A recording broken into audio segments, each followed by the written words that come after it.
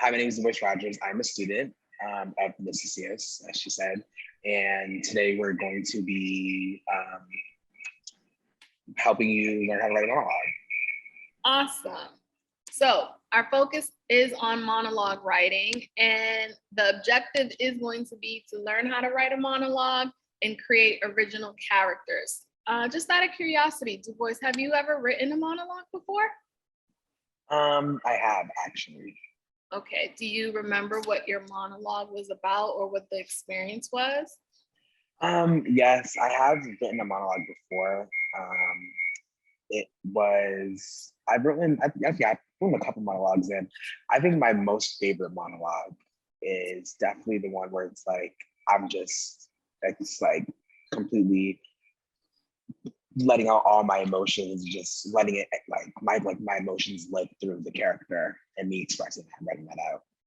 Oh, awesome. That's good to know, because that will be helpful in writing this. And even if people weren't familiar with writing monologues, I'm gonna just give a brief introduction on what monologue writings are, different types of monologue, and then how to write one. And then the goal is for you to kind of take some time and then write one, and then for you to kind of present it and read it to me. How does that sound?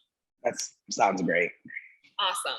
All right, so just to give you a quick introduction. So a monologue is typically something that is expressed by one person, a single character. Sometimes it could be considered like their mental thoughts that are said aloud. Sometimes it's their thoughts and them talking directly to the audience or maybe another character. And there are different types of monologues. Have you ever seen monologues in like a play or a movie or anything like that? Yes, I have. I've seen say about like a good amount of monologues. Okay. Now I think they're everywhere. Oh my gosh, now that I'm really thinking about it. Awesome. So you have some experience with seeing them, and so now you're going to write a little bit about them as well.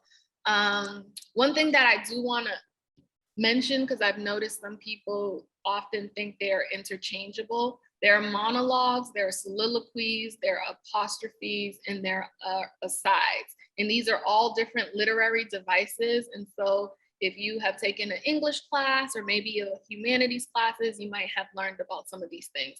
So I just talked about a monologue, but basically a soliloquy is when a character is kind of expressing their thoughts and their feelings to themselves and to the audience, but they're not talking to an actual character. An apostrophe is when a character is speaking and they're speaking as if they're talking to an imaginary person or an inanimate object, or they might be talking about an idea. And an aside, that is usually shorter than a monologue. It's not supposed to be heard by other characters, even if they're on stage with each other. So typically, if two characters are engaging in a dialogue, one of them might give an aside where it's almost like their inner thoughts, but they don't want another character to hear it. Do you have any questions about the differences between a monologue, a soliloquy, an apostrophe, or an aside? No, not any questions. I think you explained it pretty well. Okay. Now that I've talked about the differences between those, I kind of wanted to just touch base on different types of monologues. Based off of what you've seen and heard with monologues, maybe in plays before or in television or film, can you think of any types of monologues? I know there are like monologues where like the villain in the movie is like just going like this whole tangent for about like a minute and a half. Is that what you meant by like types of monologues, or do you mean like literal types of monologues? Say it one more time. Did you mean like actual types of monologues, or like monologues I've like heard? I meant like actual types of monologues. Okay. Okay, so there are interior ones, right? Okay. Okay, interior monologues. Wow, so funny. Do you know what an interior monologue is? Can you describe that for someone who may not know what it is? Yes, an interior monologue is when like someone is talking, like it's like completely to themselves, like in their head, like it's like for them only. Yeah. Exactly.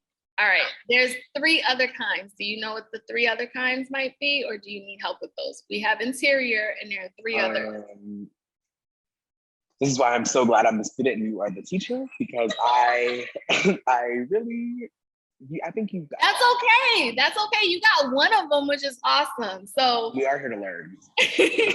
So there's the interior monologue, which you just discussed. There's also a dramatic monologue. That is usually when someone is speaking to another character for dramatic effect. There's an active monologue. That is when a character is basically using their monologue to achieve a goal. They want something, so they're expressing this monologue to basically get what they want. And then the narrative monologue, that is basically when you tell a story. It's a character telling a story that can be identified by the fact that they are in the past tense. So they're like recounting something that has happened. Are there any questions on the types of monologues? No questions. Okay, later on, after we write your monologues, I want you to think back to this and tell me which of these monologues do you think the one you have written is? So whether it's an interior, a dramatic, an active, or a narrative. All right, so now I have a couple tips for writing a monologue, and I have a couple little scenarios to kind of help you remember each of them. So are you the type of person that likes to act and perform? I am. Awesome. So monologues are written to be performed more often than not. So what we're going to talk about is the tips for writing a monologue, and then we're also going to talk about in terms of presenting that monologue as if it were to be performed. So usually when you first see someone, it is like your first impression with the way you see them. And so the beginning of your monologue with the introduction, you want to think of it as the first impression of you introducing your characters, introducing what your monologue is. It's very important for your opening words to kind of set the foundation and the theme and the tone of your piece. It's going to give us background information, and it's sort of like, have you ever watched a TV show or anything and like the first couple minutes of it is just not engaging and then you flip the channel? Yeah. So think of it like this. This is your first impression with the monologue. So you don't want for your monologue to be dry in the beginning that no one wants to hear the rest of the monologue. You want to get them engaged where they want to listen to the rest of it. So the first thing is the introduction and the first impressions. The next thing is you want to build the character. I like to call that the soul of your monologue. So who is the character? Who is the person? Where are they from? Where are they now? What do they want? What are their hopes? What are their dreams? Basically, you are building a character that your audience can empathize with. Like they want to feel and understand what your character is going through. Does that make sense? Any questions so far? No questions. All right, so just hypothetically speaking, if we were to think about you writing a monologue right now, just this doesn't have to be the monologue you end up with later on, but just hypothetically speaking right now, is there a character that you would be interested in writing about? A character I would be interested in writing about. What is something that I feel like I can connect to? I don't know. I feel like a character. I would say. I don't know. Maybe. I don't know. Probably like another teenager. Like someone who's probably dealing with like the same issues as me. Something like it's like me, like something that I can like actually know. You bring up an interesting point because a lot of times when I'm going to talk a little later about generating monologue ideas, but a lot of times people, if they're struggling with monologues and writing, or even struggling with coming up with a character, I try to tell them to base their characters off of people or situations that you have been involved in, because that can kind of serve as inspiration and kind of give you the foundation to write your piece. A lot of stuff that I write, I use my own personality and things that I'm dealing with, or I use people that I know, and then I kind of change some of it just so that it is kind of original, but I will use some of that as inspiration for the things that I write about. So that might be something to keep in mind in terms of building a character. If you don't know who a person is that you may want to write about, look around space or area that you're in. Think about some of the friends or family members you have. What are some of their quirky personality traits like? And then use that as the foundation for your monologue. All right. So the next thing we're going to talk about. So we talked about introduction with the first impressions. We talked about building a character, which I call the soul of your monologue. The next thing is what I like to call the heart of your monologue. So this is where you tell us a story. Why is this character talking? What do they want? How will they get it? What happened to them before this moment? What happens to them after this moment?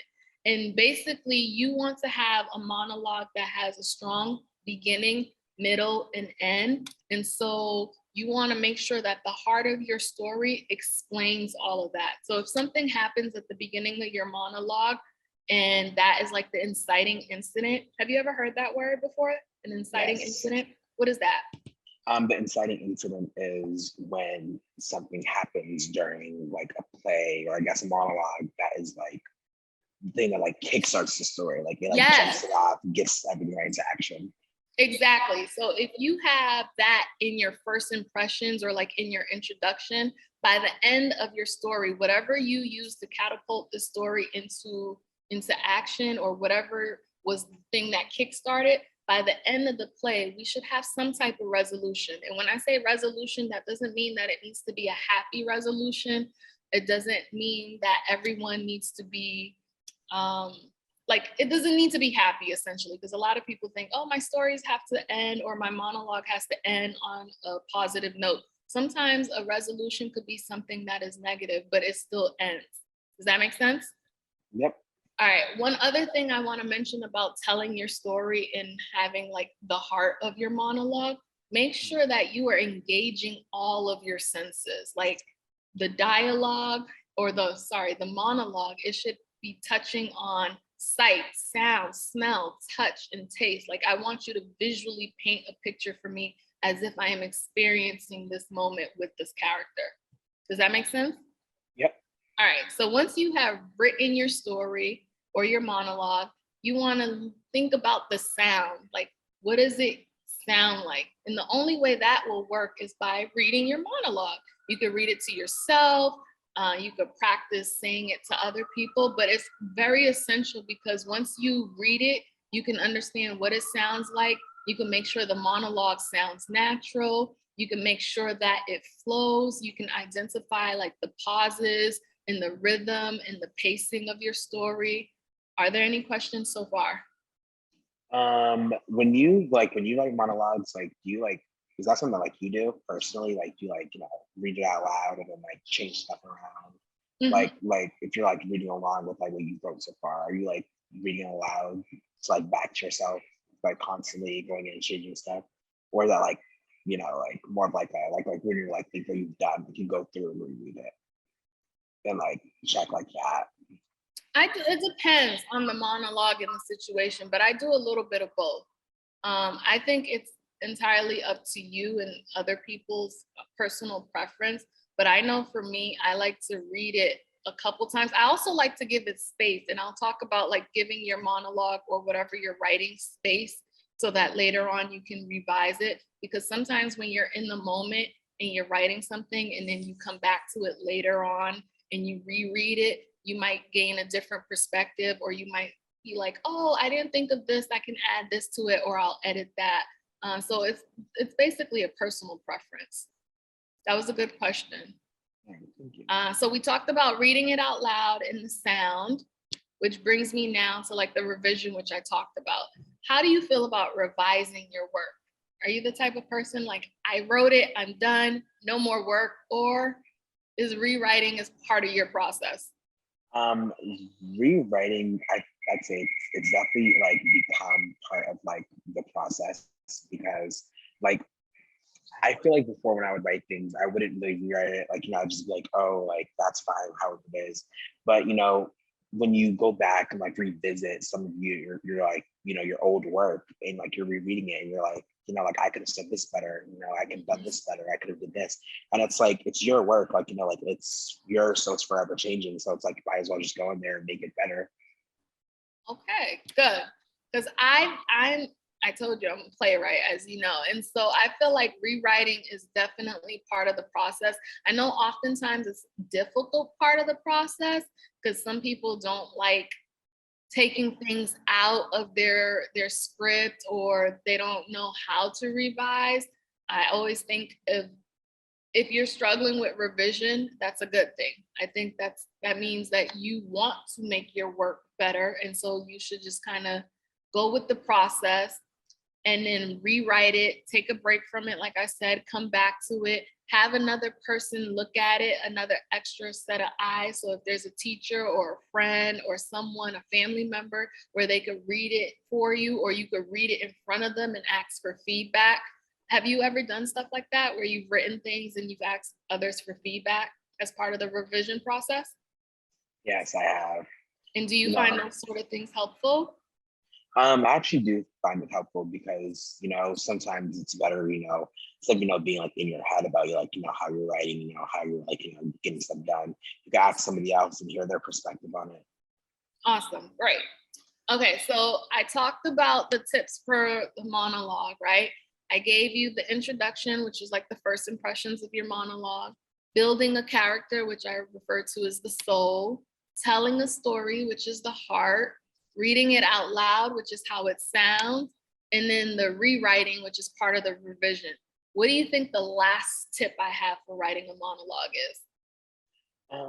Okay, so if we already revised it, we have put it, we've already again, so glad I'm the It's student. something that you like to do. Oh, act it out. Oh my gosh. Oh my gosh, Exactly, act act it out, practicing it and then performing it. So obviously, if you're writing a monologue, monologues are meant to be performed or recited in one way or another. So once you've written it and you've revised it, you want to practice performing it if you are a person who likes to perform. If you're not a person who likes to perform, you might want to give it to someone else who likes to perform. That way you can see your words, which is on the page, on a stage somehow. So when you are practicing, you want to think about where your character is, like the setting, the location. What are they doing? Are they sitting? Are they standing?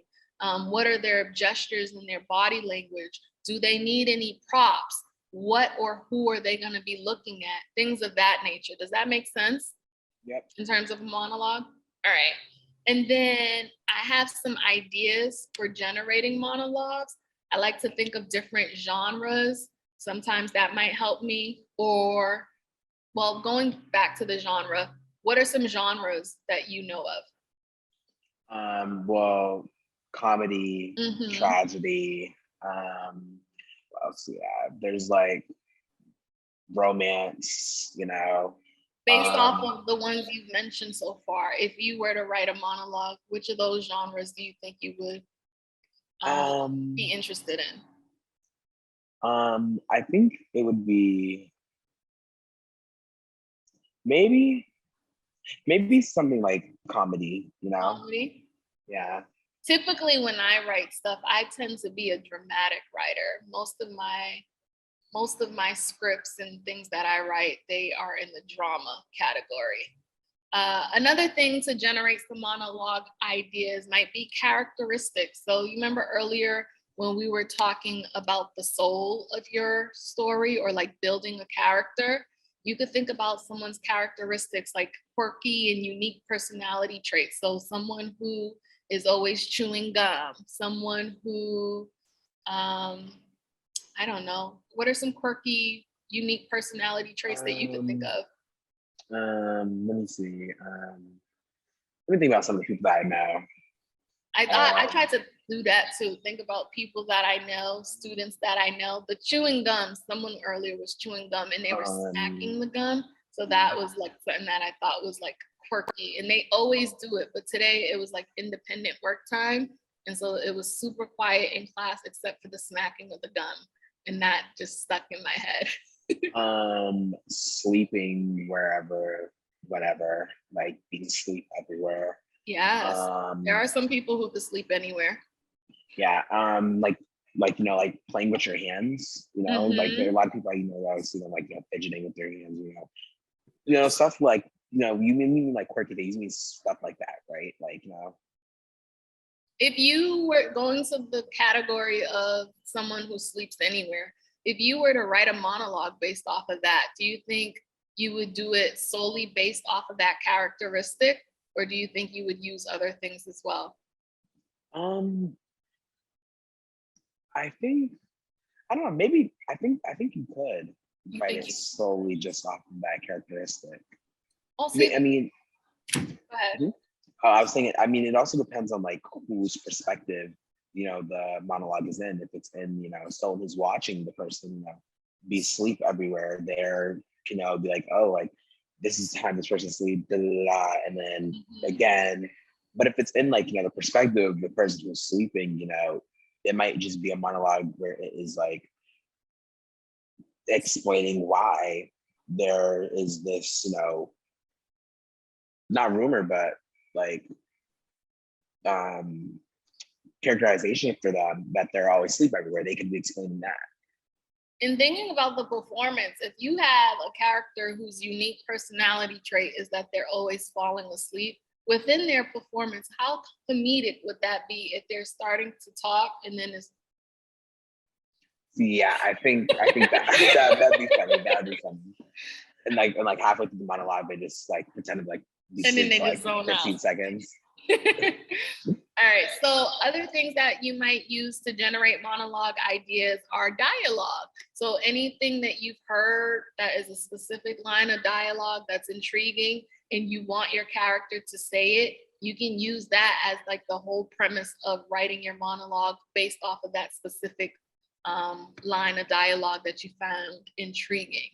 Current events is another one that I use or think of a lot. There's constantly things happening around the world, happening around our country, the state. And so if you open up a newspaper or scroll through social media or watch the news, listen to the radio, you will probably hear about what's going on in the community. And that might be something that you based your monologue off of. Earlier, when we were talking about genres, we talked about, or you mentioned romance. Themes could be another thing that you write about. So if you are interested in the topic of love or power or friendship or bullying or prejudice or anything like that, can you think of any themes that I didn't mention? Well, you said prejudice, so along with that, racism. Mm-hmm. No, what other things are there? Themes like, hey, I'm really pulling a blank right now. Oh my gosh. What Um, about revenge? oh yeah, revenge. Revenge is good. Family, that tends to be a theme in a lot of my scripts. Family, Mhm. friendships, Um, identity, those are all different themes. what What else? about music? I think Oh that's a yeah. great way to generate monologue ideas because if you listen to music and like write down some of the emotions or like think about how the song makes you feel, that might give you something to write about. Do you like listening to music? Yes, actually. You have like a favorite singer, artist, or song of the moment? Um, I'd say my favorite singer is probably Mitski, and Mitski, okay. yeah, What and what kind of music does Mitski sing? Like um, what are some of the topics and themes of their music? Mitski makes alternative music, well, mostly alternative music, and it is basically her singing. She basically like just sings her heart out and just like sings like I don't know I wouldn't even know how to describe it. Like it's just But do you feel like if you were to listen to Mitski and have that soundtrack playing in the background, that could potentially help you with a monologue idea if necessary? yes, actually I do think so because Mitski when she's singing and when she's saying her lyrics, it's really descriptive. So I feel like listening to that would help with finding things using other senses.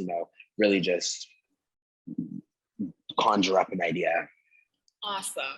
All right, so we got the theme, we talked about song. Another one is pictures. Do you like taking pictures? Um, it depends. Depends. Pictures sometimes. I don't necessarily like taking pictures of myself. Like I don't do selfies, but I like people taking pictures of me. And like in my home, I have a lot of photographs. So one way that I think that people could generate monologue idea is looking at some pictures. It could be pictures through your phone. It could be pictures like online on social media, pictures within your house, maybe even go to a museum. And if you look at a picture, it might give you some ideas of what you want to tell in your monologue.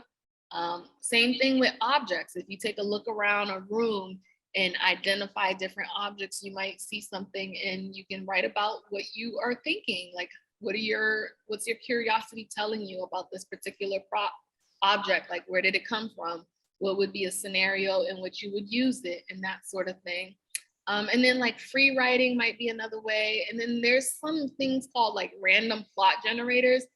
I don't typically use them a lot, but I have heard that some of my students feel like it's very useful if you do like random plot generator. It gives you ideas to work with. But I think that if you're able to use some of the other ideas that I talked about, the genre, the characteristics, dialogue, current events, themes, songs, that might be helpful for you. Are there any questions so far? Nope. All right, so before you get into writing your own monologue, I took the liberty of writing one from like my perspective, and I'm using it almost as, actually, I won't tell you because I'm gonna write it and then you're gonna tell me which of the types of monologues you think it is. And then we'll discuss it a little bit, and then I'm gonna give you some time to write your own monologue. All right, so the monologue that I wrote, it is called Love, Hate, Hair Relationship. And so I'm going to get proper and ready so that we can present. All right, so love, hate, hair relationship. Ever since I could remember, I have had a love-hate relationship with my hair. So much so that I have contemplated cutting it at least a dozen times this year. I'm sure you're looking at it and wondering if I'm serious, and yeah, I am. Sure, it looks nice, but guess how long it took me to style it this morning? 22 minutes. I did the lock method, and if you're not familiar with that, that's when you apply liquid, L, oil, O, and cream, C, lock, to your hair. I was told it's the best thing to do to keep your hair healthy, especially because I have high porosity hair. That means it's constantly dry and frizzy. And the lock method allows me to maintain my moisture. Oh, and speaking about hair porosity, I only learned about that a few years ago. If you want to find out yours, all you need to do is fill up a cup with water, place a few of your hair strands in it, and if your hair sinks to the bottom, that means it's high porosity, like mine. And if it flows in the middle, that means it's medium to normal porosity. And if your hair remains at the top of the water, it's low porosity. Most of the time, though, I'm not concerned with my porosity because I don't usually keep these curls in. In fact, I get my hair straightened more often than not. That way, I don't have to deal with all of the curly and natural hair girl upkeep. And I get to sleep in longer in the morning because it takes about 5 minutes to style it.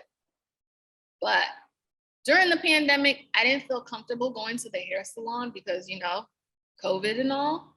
So I've been maintaining this natural look. Sometimes I'll wear braids or twists as a protective style. But I'm planning to cut my hair before the end of the year. And yes, I know I had said that last year, but I'm actually serious this time. My birthday is coming up and I want to take at least one more photo shoot with my hair as it is, then snip, snip. I'm sure I'll probably have another love-hate relationship with the new cut too. But I want something new, something different, something that feels now. You know what? give me a pair of scissors. I want to cut my hair right now.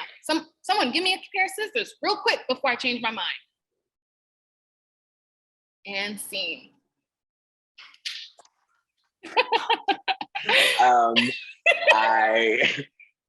I love that. Wow.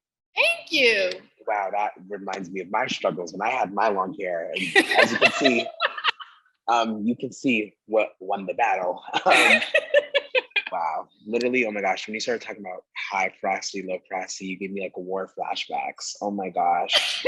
And the lock method, oh my gosh. And the crazy thing is, like, I don't know how long you've known about the lock method. I only recently found out about that. And so it's been a game changer, but like recently, I tried to pick something that I felt was an important topic to me. It's something that I've been grappling with, and that's kind of why I chose to write that monologue.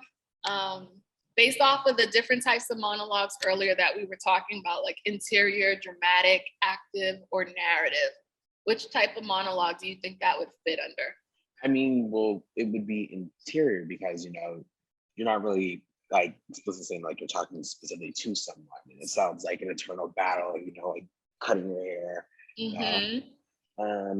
Yeah, it's the interior, right? That was what I was going for. It was basically supposed to be something that I was dealing with in my mind. Towards the end, if you think about when I said like, someone give me a pair of scissors or something, someone might read that monologue or hear it and think of it in terms of, oh, they were talking to someone and they were telling that certain person to actually give them a pair of scissors. So they might consider it a dramatic monologue. But essentially, when I was writing it, I had the idea that it was an interior monologue. And so before we get into you having some time to get into your monologue and writing it, there are some important questions that I like for people to keep in mind when writing their monologue. So as I go through the questions based off of the one that I just wrote in regards to the love-hate relationship that I have with my hair, I'm going to want you to think if you can answer those questions. So for instance, when you are writing your monologue, you want to think about who is the character and who are they talking to? And you kind of already answered that. I already told you the monologue was based off of me. It was like a real scenario. So essentially, who is the character? It would be me. Who am I talking to? You already answered that in terms of a narrative monologue. It's like an interior thing that an interior monologue. It's sort of like a conversation that I was having in my mind. So the next important question that you want to think about when writing your monologue is, what is the character saying? What emotions are they feeling as they speak? So what were some of the things that I was saying in that monologue, and what emotions do you think I was feeling?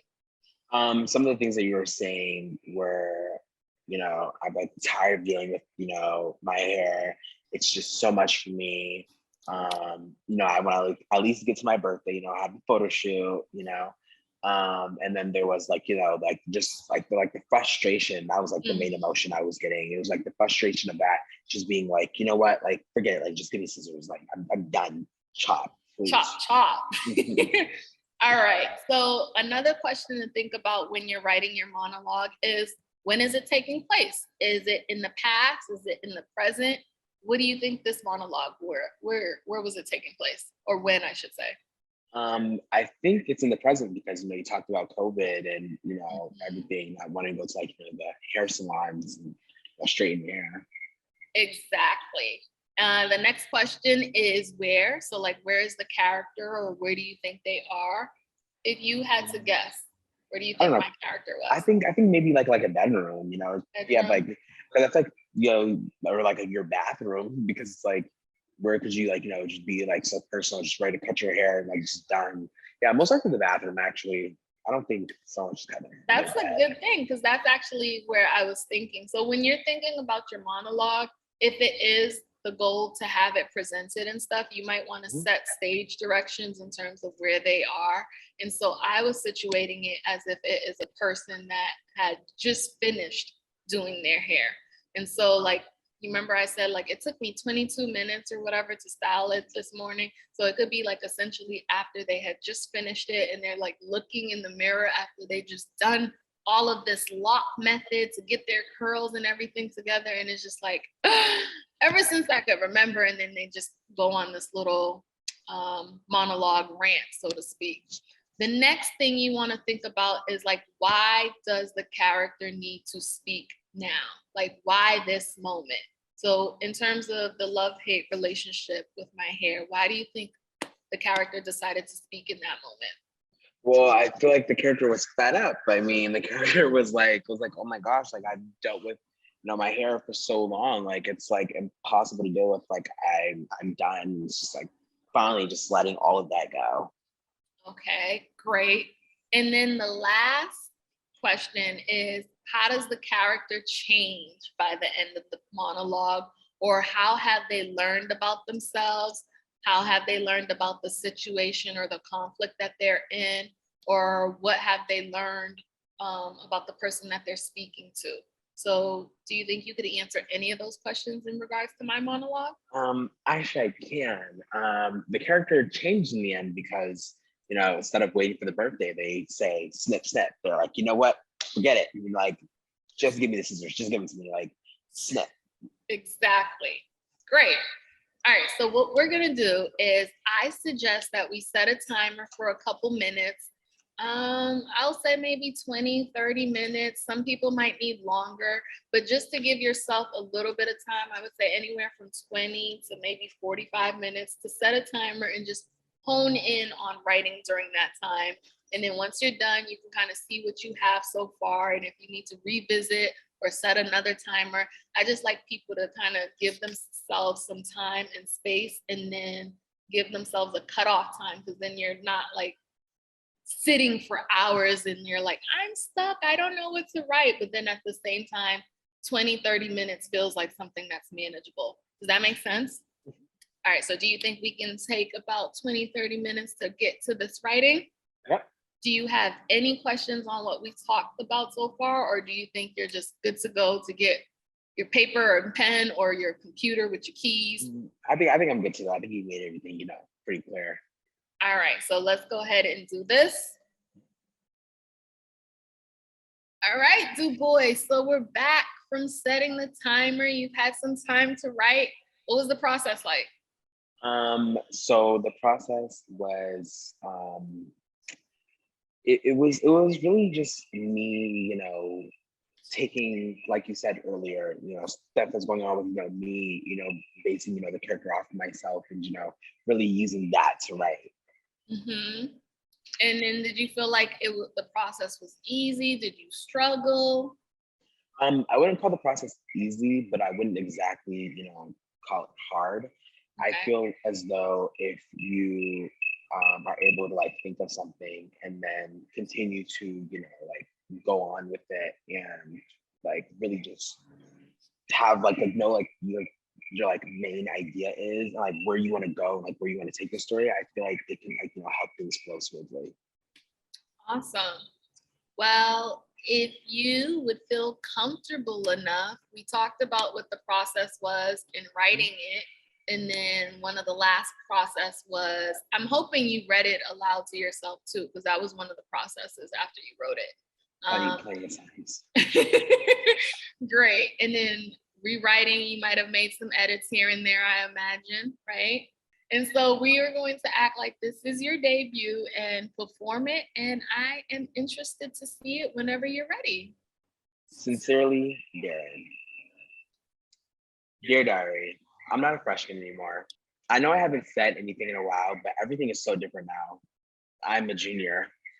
I used to dream about junior year. I remember sitting in my first grade classroom and talking with my friends about being, 17 instead of 7. 17 is just like 7 if I'm being honest, except now I'm taller and I cry a lot more. Mitski did say, yet now I find I've grown into a tall child. I used to want to be popular and in charge of everything, I wanted it all. But I can say I've grown a lot in the last 2 years and in the last 10. But looking back on the memories of, sitting in my living room without a care, watching the cars pass by for hours, it was my favorite escape from reality. I can say the coping mechanisms are still the same. I used to watch Cars and now I watch the moon. The moon changes every day, from new to waxing to first quarter to full. The moon runs my mood. Seeing it so different yet so beautiful every time is breathtaking. My priorities have changed, obviously. If the tangent about how beautiful the moon is didn't fill you in, I don't know what will. Me, Gina and I are still friends. We used to talk about our future in college and moving in together, but we don't do that anymore. I guess we never expected we wouldn't be going to the same places. I don't feel alone though, and Gina and I are still close, but I'm pretty sure the different places after high school conversation is gonna happen soon. But anyway, I want to go to school for acting. That hasn't changed. I still lay up at night thinking about walking down the red carpet at the Oscars. I know I'm gonna cry when I accept my Oscar for Best Actor. Everything in my life right now is like the moon, constantly changing, but always the same. When I go from accepting words at school to accepting them at the Oscars, it will be the same moon. It might be a different phase, but it's still the same nonetheless. Sincerely, Darren. Ooh, Thank you. that was good. Sincerely, Darren. All right, that was a great monologue. I'm gonna do basically that same process that I did with my monologue earlier. So if we're thinking about whether it's an interior, dramatic, active, or narrative monologue, I would say that yours is supposed to be an interior monologue, especially since you start off with like Dear Diary. So it gives off the sense that you are basically writing a diary entry or like writing your internal thoughts on paper. And so you are revealing what's going on in your mind. Is that what you had as what you were envisioning for this monologue, like an interior monologue? Yes, I wasn't, I was like, envisioning an interior monologue. And, I was like imagining, like just this character Darren, just like on his bed, just, in his diary, just like da da da, like saying whatever. Okay, great. And in terms of the questions, so they were like the who, what, when, where, why, how. So who is the character? Who are they talking to? So obviously it's called Sincerely Darren. So who is the character? Characters is Darren. And based off of your monologue, I remember you said that Darren was a junior. So I know he's a junior student. So that's probably roughly 16, 17, or 18, depending on like your birthday. The next question is like, who are they talking to? So this was an interior monologue. So essentially he was talking to himself and like writing in a diary entry. Would you say that is correct? That's correct, yes. All right. So what is the character saying or what emotions are they feeling? So I felt like Darren was feeling a lot of emotions. But before I go into that, I want to talk about some of the things I heard you say. So you talked, it almost felt like a reflection piece a little bit and like where you were versus where you are now. And so you talked a lot, or Darren, I should say, talked a lot about having dreams of being a junior and like sitting in their first grade classroom and talking to their friends about how they want to be 17 instead of 7. And I think that's always an interesting thing. When you're younger, you always want to be older. And then once you become very older, or very old, I should say, you try to reflect on your past. So it's like you can't win. It's like a catch-22. When you're young, you want to be older. When you're older, you want to be younger. And Yeah. So I really think I'm like starting to feel the effects of that right now. Oh my gosh. and so Darren was talking about being 17 now and like basically how now he's just taller, but he feels like he cries more. So I felt like there was a little bit of emotion in terms of sadness because that was evoked in that particular line of dialogue. Some of the other things that I remember Darren talking about is like sitting at home in their living room and like watching cars. And that was something that they did to kind of escape reality, is just like looking out the window and watching the cars as they go by. But now they kind of use different coping, or well, I think you might have said they use some of the same coping mechanisms. But then you talked a lot about the moon. And can you explain more to me about that? Like, what was your thought process with the moon and like the connection?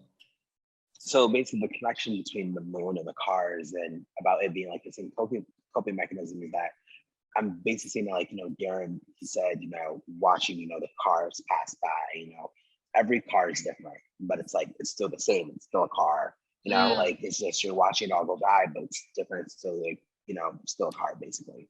And then, he's saying like, he doesn't like when he was 7 years old, he would look at the cars. He's not looking at the cars anymore. Now he's looking at the moon. The moon is still the moon, but it changes every day and it's on constant rotation. It's always different. What a nice metaphor. Did you realize that you were doing that when you were writing? Honestly, I didn't realize that I was doing it, but I'm kind of glad with the way it worked out.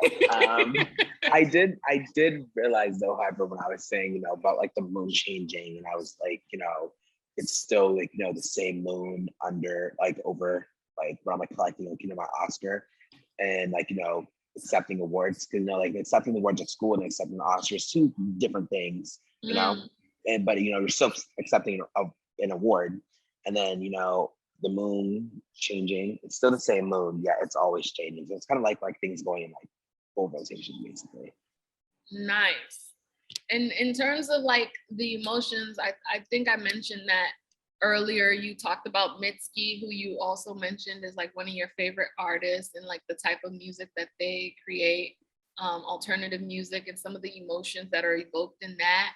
And then like towards the end of your monologue, I want to say like it almost feels hopeful and optimistic of like in the future when I accept my best actor award, like I'm gonna cry, but that feels like it will be like tears of joy and happiness versus right now or at the beginning of the monologue. It doesn't feel like the tears that Darren is talking about is tears of happiness. It almost feels like tears of sadness. So when we talk about like how the character changes, I feel like that is something that happens over the course of the monologue. Am I like on the right page? Yeah, you're like right on the money, like literally on it. Cause it's like, you're right. Cause there's like earlier in like the earliest parts of, the monologue, Darren is like, I like, it's like being 7 is the same thing as being 17, or I'm just crying more. And he's not like, saying what he's crying about, but he is saying that he's crying, and you can infer crying, sadness, and then it goes to accepting awards, and like, that's a good thing. And it's like, I'm gonna be like when I finally go and I'm finally doing it, like I'm gonna be like crying, tears of happiness, and that is like, a change within, like the character. Awesome. So we talked about who your character is. What is it that they're saying?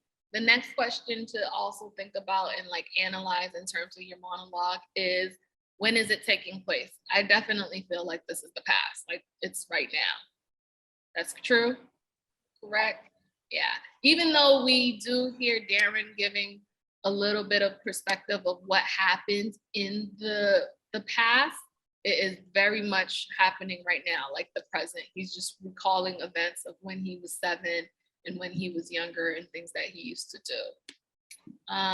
The next thing for your monologue and for you to keep in mind is, where is it taking place?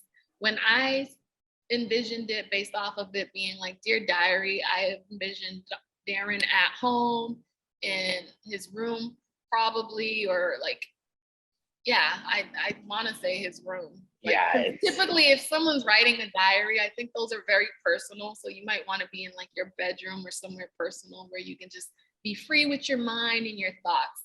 Was that the goal? That was the goal. That's actually where I imagined, like the whole thing going down. Like I actually imagined it like in his bedroom. Awesome. Why does the character need to speak now? I think the character is speaking now because they said they're a junior, and junior year feels like a very pivotal time frame. And if I recall specifically in your monologue or in Darren's monologue, there's a line about growing a lot in the last 2 years. And so if this is taking place right now, which we just established, like it's in the present, and the last 2 years, considering everything that we been through. It has been very tumultuous time for everyone with the pandemic and everything going on. So it seems like Darren has done a lot of evolving in the last couple years, and he's at a point in his life right now where he's just reflecting, like being a junior and how important it is to kind of start thinking about plans after high school, especially since Darren is talking about goals and things of what he wants to do with the Oscars and acting in the future. And then also with him and a friend who aren't talking as much as they used to, and thinking about the future and whether or not their friendship will maintain after high school into college. So I think right now, in terms of why is Darren speaking now, he has a lot on his mind, and he wants to release those emotions and those feelings in his diary. He had to come back to the diary. Yeah. So am I on the right track in terms of yes, Darren? Is that yes. what you envisioned as the reason as to why Darren's speaking right now? Yeah, because like all these things, like stressing him out. He's like, hold on, like, I'm thinking about my future. I'm still struggling with like my past, and I feel like I've changed so much, and like there's like everything's changing around me, and like it all feels the same. Like these are like things that he has to deal with. Okay, great. And then how does the character change by the end? I think we already talked about that a little bit in terms of the tears in the beginning, how those might have been tears of sadness. Towards the end, there's tears of like optimism and hopefulness in terms of winning awards and that sort of thing. All right, so we basically just wrote monologues. Yes. So, oh my gosh, that was. How did you feel about like the experience? Honestly, it was really fun. I felt like I was able to like, really express myself, just have fun, really writing, like how I felt about certain things. All right, so before we finish this up, do you think you can help me recap and like summarize what it is that we talked about? So like a little director's note, so to speak, so that people can remember if they want to write monologues, what are the steps? Like, okay. Do you remember the first one? So when you're like, gonna write a monologue, you want to like know what you're gonna like write about, and you can like figure it out from like, looking at things that's going on in your life, looking at people, listening to music, looking at pictures, stuff like that. You can basically draw inspiration from anything. So, Right. don't let your mind trick you into thinking that you can. Once you have your inspiration, what's the first thing that you should do? Keyword first, if you're thinking about writing your monologue. I was thinking, give yourself time to actually sit down and write it. Give yourself sit down and write it. Keywords. Sorry, oh my gosh. First, it was a while ago, like first impressions. You remember we talked about like having a hook or an attention grabber? Oh, yes. Oh my gosh. Like the introduction, you want to make sure it's engaging. Something that's going to like pull people in. Oh my gosh, yes. Like you like want like your first part to be like oh, like that was interesting. People read that and be like, oh my gosh, like hold on, like I want to be like I'm engaged into this. Like I actually want to read this. Exactly. So we got the introduction and making sure you're grabbing the attention of your audience. You want to build your character. So who are they? What do they want? What are their hopes? What are their dreams? Then I had called that like the soul of your piece. Mm-hmm. Then you want to think about like telling the story, the heart. So why is the character talking to us? What do they want? How is it going to happen? How are they going to get what they want? Then reading it out loud so you can hear what it sounds like. Then rewriting it, revising it. And then your favorite part, which is acting it out. Acting it out and performing it. And so I think if you keep some of these tips in mind, that will help you in generating some ideas to write a monologue and hopefully submit it to Lyric First Page. I want to thank you so much for watching this video and taking some time to learn about creating a character and monologue writing with Dubois and I. Dubois, do you have any last thoughts or comments for our friends who may be watching this video? I'd like to say thank you for, joining us and learning how to write a monologue. Awesome. Happy writing, everyone. Yep. Bye.